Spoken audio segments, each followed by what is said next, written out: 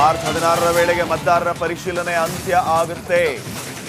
SSLC ಸೇರಿ ಅನೇಕ ಪರೀಕ್ಷೆಗಳು ಕೂಡ ನಡೆಯುತ್ತೆ.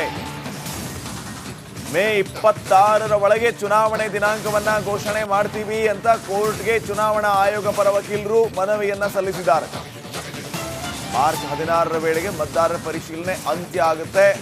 ಎಸ್ಎಲ್ಸಿ ಎಕ್ಸಾಮ್ ಬೇರೆ ಇರುತ್ತೆ, ಹೀಗಾಗಿ ಸಮಯ ಕೊಡಿ ಅಂತ ಕೇಳಿಕೊಂಡಿದೆ ಚುನಾವಣಾ ಆಯೋಗ. ಮೇ 26ರೊಳಗೆ ನಾವು ಚುನಾವಣಾ ದಿನಾಂಕವನ್ನ ಘೋಷಣೆ ಮಾಡ್ತೀವಿ ಅಂತ ಹೇಳ್ತಿದ್ದಾರೆ.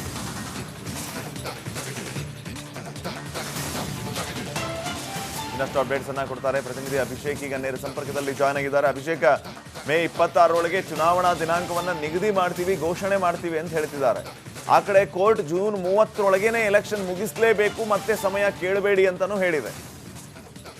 ಈ ಅನೌನ್ಸ್ ಮಾಡೋ ಡೇಟ್ಗೂ ಮತ್ತು ಸುಪ್ರೀಂ ಕೋರ್ಟ್ ಹೇಳಿರುವಂತ ಡೇಟ್ನ ಮಧ್ಯೆ ಒಂದು ತಿಂಗಳು, ಅಂದಾಜು ಒಂದು ತಿಂಗಳ ವ್ಯತ್ಯಾಸ ಇದೆ. ಸೊ ಅಷ್ಟರೊಳಗಡೆ ಎಲ್ಲ ಮಾಡಿ ಮುಗಿಸ್ಬಿಡುತ್ತಾ, ಗಡಿಬಿಡಿಯಲ್ಲಿ ಆಗ್ಬಿಡುತ್ತಾ, ಏನೆಲ್ಲ ಆಗ್ಬೋದು ಅಂತ?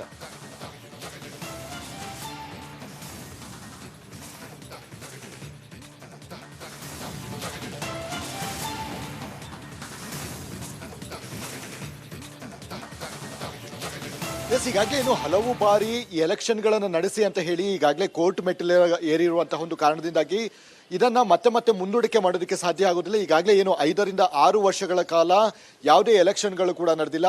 ಇಲ್ಲಿ ಬಹುಮುಖ್ಯವಾಗಿ ಬೆಂಗಳೂರಿನ ಅಭಿವೃದ್ಧಿಗೋಸ್ಕರ ಈ ಒಂದು ಎಲೆಕ್ಷನ್ ನಡಿಬೇಕು ಮತ್ತು ಆಯಾ ವಾರ್ಡಿನ ಏನಿದ್ದಾರೆ ಕೌನ್ಸಿಲರ್ ಕಾರ್ಪೊರೇಟರ್ ಏನಿದ್ದಾರೆ ಅವರುಗಳೆಲ್ಲವೂ ಕೂಡ ಒಂದು ಕೆಲಸಗಳನ್ನು ಕೂಡ ಮಾಡಬೇಕಾಗುತ್ತೆ ಮತ್ತು ಅಭಿವೃದ್ಧಿಯನ್ನ ಮುಂದಿಟ್ಟುಕೊಂಡು, ಅಂದ್ರೆ ಅಭಿವೃದ್ಧಿ ಮುಂದೆ ಬಹುಮುಖ್ಯವಾಗಿದೆ. ಹೀಗಾಗಿ ಈ ಒಂದು ಪ್ರಕ್ರಿಯೆಗಳೇನಿದೆ ಅಂದ್ರೆ ಈ ಒಂದು ಎಲೆಕ್ಷನ್ ಮುಂದಿನ ದಿನಗಳಲ್ಲಿ ನಡೆಯಲೇಬೇಕಾಗಿದೆ. ಹೀಗಾಗಿ ಆದಷ್ಟು ಬೇಗ ಅಂದ್ರೆ ಮಾರ್ಚ್ ಮತ್ತೆ ಏನು ಒಂದು ನಿಗದಿಯನ್ನ ಮಾಡಿದೆ ಆ ನಿಗದಿಯ ಒಳಗಡೆ ಈ ಒಂದು ಎಲೆಕ್ಷನ್ ಅನ್ನ ಮಾಡಬೇಕು ಮತ್ತು ವೋಟರ್ ಲಿಸ್ಟ್ ಏನಿದೆ ಆ ಲಿಸ್ಟ್ಗಳನ್ನು ಕೂಡ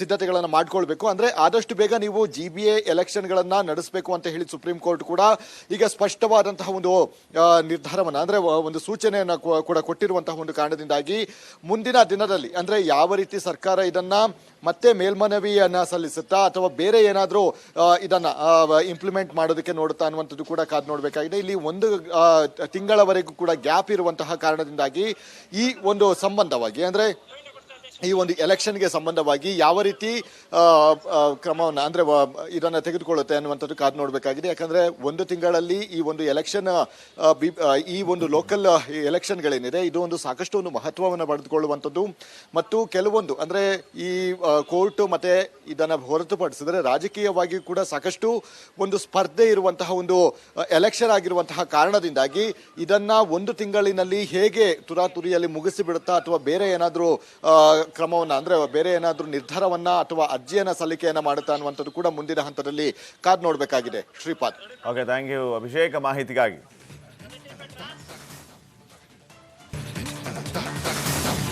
ಮಾರ್ಚ್ 16ರ ವೇಳೆಗೆ ಮತದಾರರ ಪರಿಶೀಲನೆ ಅಂತ್ಯ ಆಗುತ್ತೆ. ಎಸ್ಎಸ್ಎಲ್ಸಿ ಸೇರಿ ಅನೇಕ ಪರೀಕ್ಷೆಗಳು ಕೂಡ ನಡೆಯುತ್ತೆ. ಮೇ 26ರ ಒಳಗೆ ಚುನಾವಣೆ ದಿನಾಂಕವನ್ನ ಘೋಷಣೆ ಮಾಡ್ತೀವಿ ಅಂತ ಕೋರ್ಟ್ಗೆ ಚುನಾವಣಾ ಆಯೋಗ ಪರ ವಕೀಲರು ಮನವಿಯನ್ನ ಸಲ್ಲಿಸಿದ್ದಾರೆ. ಮಾರ್ಚ್ 16ರ ವೇಳೆಗೆ ಮತದಾರರ ಪರಿಶೀಲನೆ ಅಂತ್ಯ ಆಗುತ್ತೆ. ಎಸ್ಎಲ್ಸಿ ಎಕ್ಸಾಮ್ ಬೇರೆ ಇರುತ್ತೆ, ಹೀಗಾಗಿ ಸಮಯ ಕೊಡಿ ಅಂತ ಕೇಳಿಕೊಂಡಿದೆ ಚುನಾವಣಾ ಆಯೋಗ. ಮೇ 26ರೊಳಗೆ ನಾವು ಚುನಾವಣಾ ದಿನಾಂಕವನ್ನ ಘೋಷಣೆ ಮಾಡ್ತೀವಿ ಅಂತ ಹೇಳ್ತಿದ್ದಾರೆ.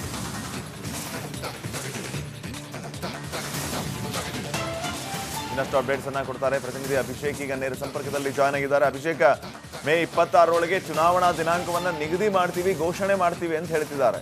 ಆ ಕಡೆ ಕೋರ್ಟ್ ಜೂನ್ 30ರೊಳಗೇನೆ ಎಲೆಕ್ಷನ್ ಮುಗಿಸ್ಲೇಬೇಕು, ಮತ್ತೆ ಸಮಯ ಕೇಳಬೇಡಿ ಅಂತಾನೂ ಹೇಳಿದೆ. ಈ ಅನೌನ್ಸ್ ಮಾಡೋ ಡೇಟ್ಗೂ ಮತ್ತು ಸುಪ್ರೀಂ ಕೋರ್ಟ್ ಹೇಳಿರುವಂತ ಡೇಟ್ನ ಮಧ್ಯೆ ಒಂದು ತಿಂಗಳು, ಅಂದಾಜು ಒಂದು ತಿಂಗಳ ವ್ಯತ್ಯಾಸ ಇದೆ. ಸೊ ಅಷ್ಟರೊಳಗಡೆ ಎಲ್ಲ ಮಾಡಿ ಮುಗಿಸ್ಬಿಡುತ್ತಾ, ಗಡಿಬಿಡಿಯಲ್ಲಿ ಆಗ್ಬಿಡುತ್ತಾ, ಏನೆಲ್ಲ ಆಗ್ಬೋದು ಅಂತ?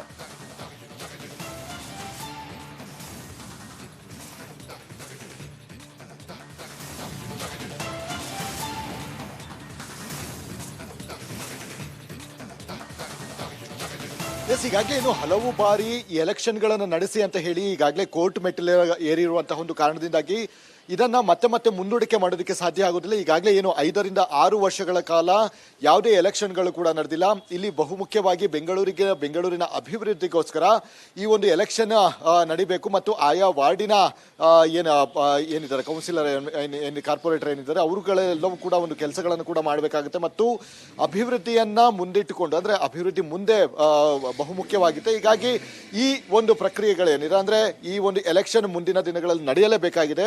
ಹೀಗಾಗಿ ಆದಷ್ಟು ಬೇಗ ಅಂದ್ರೆ ಮಾರ್ಚ್ ಮತ್ತೆ ಏನು ಒಂದು ನಿಗದಿಯನ್ನ ಮಾಡಿದೆ ಆ ನಿಗದಿಯ ಒಳಗಡೆ ಈ ಒಂದು ಎಲೆಕ್ಷನ್ ಅನ್ನ ಮಾಡಬೇಕು ಮತ್ತು ವೋಟರ್ ಲಿಸ್ಟ್ ಏನಿದೆ ಆ ಲಿಸ್ಟ್ಗಳನ್ನು ಕೂಡ ಸಿದ್ಧತೆಗಳನ್ನು ಮಾಡ್ಕೊಳ್ಬೇಕು. ಅಂದ್ರೆ ಆದಷ್ಟು ಬೇಗ ನೀವು GBA ಎಲೆಕ್ಷನ್ಗಳನ್ನ ನಡೆಸಬೇಕು ಅಂತ ಹೇಳಿ ಸುಪ್ರೀಂ ಕೋರ್ಟ್ ಕೂಡ ಈಗ ಸ್ಪಷ್ಟವಾದಂತಹ ಒಂದು ನಿರ್ಧಾರವನ್ನ ಅಂದ್ರೆ ಒಂದು ಸೂಚನೆಯನ್ನ ಕೂಡ ಕೊಟ್ಟಿರುವಂತಹ ಒಂದು ಕಾರಣದಿಂದಾಗಿ ಮುಂದಿನ ದಿನದಲ್ಲಿ ಅಂದ್ರೆ ಯಾವ ರೀತಿ ಸರ್ಕಾರ ಇದನ್ನ ಮತ್ತೆ ಮೇಲ್ಮನವಿಯನ್ನ ಸಲ್ಲಿಸುತ್ತಾ ಅಥವಾ ಬೇರೆ ಏನಾದರೂ ಇದನ್ನ ಇಂಪ್ಲಿಮೆಂಟ್ ಮಾಡೋದಕ್ಕೆ ನೋಡುತ್ತಾ ಅನ್ನುವಂಥದ್ದು ಕೂಡ ಕಾದು ನೋಡಬೇಕಾಗಿದೆ. ಇಲ್ಲಿ ಒಂದು ತಿಂಗಳವರೆಗೂ ಕೂಡ ಗ್ಯಾಪ್ ಇರುವಂತಹ ಕಾರಣದಿಂದಾಗಿ ಈ ಒಂದು ಸಂಬಂಧವಾಗಿ ಅಂದ್ರೆ ಈ ಒಂದು ಎಲೆಕ್ಷನ್ಗೆ ಸಂಬಂಧವಾಗಿ ಯಾವ ರೀತಿ ಕ್ರಮವನ್ನು ಅಂದ್ರೆ ಇದನ್ನು ತೆಗೆದುಕೊಳ್ಳುತ್ತೆ ಅನ್ನುವಂಥದ್ದು ಕಾದು ನೋಡಬೇಕಾಗಿದೆ. ಯಾಕಂದ್ರೆ ಒಂದು ತಿಂಗಳಲ್ಲಿ ಈ ಒಂದು ಎಲೆಕ್ಷನ್ ಈ ಒಂದು ಲೋಕಲ್ ಎಲೆಕ್ಷನ್ಗಳೇನಿದೆ ಇದು ಒಂದು ಸಾಕಷ್ಟು ಒಂದು ಮಹತ್ವವನ್ನು ಪಡೆದುಕೊಳ್ಳುವಂಥದ್ದು ಮತ್ತು ಕೆಲವೊಂದು ಅಂದ್ರೆ ಈ ಕೋರ್ಟ್ ಮತ್ತೆ ಇದನ್ನು ಹೊರತುಪಡಿಸಿದ್ರೆ ರಾಜಕೀಯವಾಗಿ ಕೂಡ ಸಾಕಷ್ಟು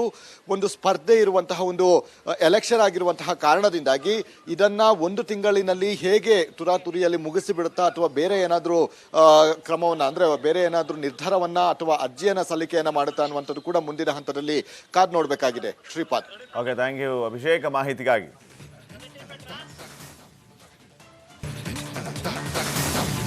ಮಾರ್ಚ್ 16ರ ವೇಳೆಗೆ ಮತದಾರರ ಪರಿಶೀಲನೆ ಅಂತ್ಯ ಆಗುತ್ತೆ.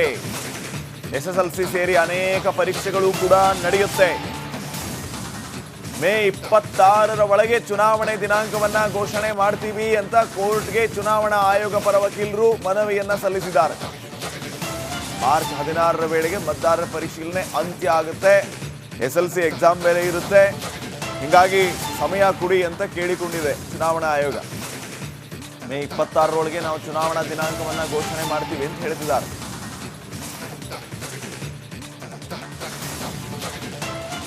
ಇನ್ನಷ್ಟು ಅಪ್ಡೇಟ್ಸ್ ಅನ್ನ ಕೊಡ್ತಾರೆ ಪ್ರತಿನಿಧಿ ಅಭಿಷೇಕ್. ಈಗ ನೇರ ಸಂಪರ್ಕದಲ್ಲಿ ಜಾಯ್ನ್ ಆಗಿದ್ದಾರೆ. ಅಭಿಷೇಕ್, ಮೇ 26ರೊಳಗೆ ಚುನಾವಣಾ ದಿನಾಂಕವನ್ನ ನಿಗದಿ ಮಾಡ್ತೀವಿ, ಘೋಷಣೆ ಮಾಡ್ತೀವಿ ಅಂತ ಹೇಳ್ತಿದ್ದಾರೆ.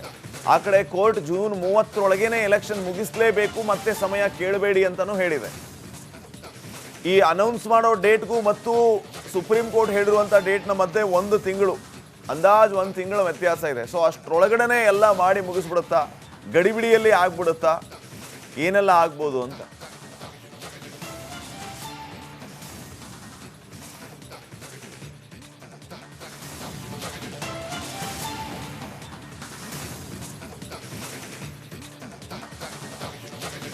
ಈಗಾಗಲೇ ಇನ್ನು ಹಲವು ಬಾರಿ ಈ ಎಲೆಕ್ಷನ್ಗಳನ್ನು ನಡೆಸಿ ಅಂತ ಹೇಳಿ ಈಗಾಗಲೇ ಕೋರ್ಟ್ ಮೆಟ್ಟಿಲು ಏರಿರುವಂತಹ ಒಂದು ಕಾರಣದಿಂದಾಗಿ ಇದನ್ನ ಮತ್ತೆ ಮತ್ತೆ ಮುಂದೂಡಿಕೆ ಮಾಡೋದಕ್ಕೆ ಸಾಧ್ಯ ಆಗೋದಿಲ್ಲ. ಈಗಾಗಲೇ ಏನು 5 ರಿಂದ 6 ವರ್ಷಗಳ ಕಾಲ ಯಾವುದೇ ಎಲೆಕ್ಷನ್ಗಳು ಕೂಡ ನಡೆದಿಲ್ಲ. ಇಲ್ಲಿ ಬಹುಮುಖ್ಯವಾಗಿ ಬೆಂಗಳೂರಿನ ಅಭಿವೃದ್ಧಿಗೋಸ್ಕರ ಈ ಒಂದು ಎಲೆಕ್ಷನ್ ನಡಿಬೇಕು ಮತ್ತು ಆಯಾ ವಾರ್ಡಿನ ಏನಿದ್ದಾರೆ ಕೌನ್ಸಿಲರ್ ಕಾರ್ಪೊರೇಟರ್ ಏನಿದ್ದಾರೆ ಅವರುಗಳೆಲ್ಲವೂ ಕೂಡ ಒಂದು ಕೆಲಸಗಳನ್ನು ಕೂಡ ಮಾಡಬೇಕಾಗುತ್ತೆ ಮತ್ತು ಅಭಿವೃದ್ಧಿಯನ್ನ ಮುಂದಿಟ್ಟುಕೊಂಡು ಅಂದ್ರೆ ಅಭಿವೃದ್ಧಿ ಮುಂದೆ ಬಹುಮುಖ್ಯವಾಗಿದೆ. ಹೀಗಾಗಿ ಈ ಒಂದು ಪ್ರಕ್ರಿಯೆಗಳೇನಿದೆ ಅಂದ್ರೆ ಈ ಒಂದು ಎಲೆಕ್ಷನ್ ಮುಂದಿನ ದಿನಗಳಲ್ಲಿ ನಡೆಯಲೇಬೇಕಾಗಿದೆ.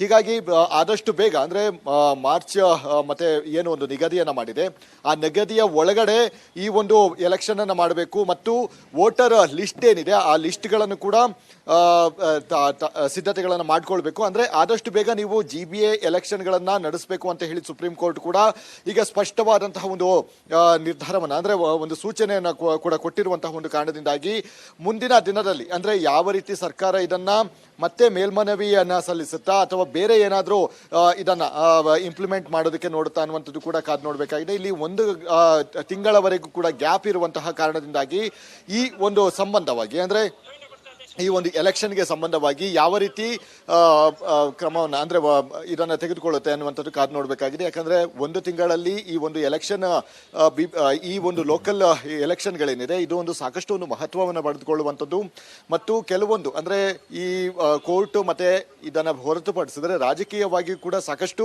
ಒಂದು ಸ್ಪರ್ಧೆ ಇರುವಂತಹ ಒಂದು ಎಲೆಕ್ಷನ್ ಆಗಿರುವಂತಹ ಕಾರಣದಿಂದಾಗಿ ಇದನ್ನ ಒಂದು ತಿಂಗಳಿನಲ್ಲಿ ಹೇಗೆ ತುರಾತುರಿಯಲ್ಲಿ ಮುಗಿಸಿಬಿಡುತ್ತಾ ಅಥವಾ ಬೇರೆ ಏನಾದರೂ ಕ್ರಮವನ್ನ ಅಂದ್ರೆ ಬೇರೆ ಏನಾದರೂ ನಿರ್ಧಾರವನ್ನ ಅಥವಾ ಅರ್ಜಿಯನ್ನ ಸಲ್ಲಿಕೆಯನ್ನ ಮಾಡುತ್ತಾ ಅನ್ನುವಂಥದ್ದು ಕೂಡ ಮುಂದಿನ ಹಂತದಲ್ಲಿ ಕಾದು ನೋಡಬೇಕಾಗಿದೆ. Shripad. Okay, thank you Abhishek ಮಾಹಿತಿಗಾಗಿ.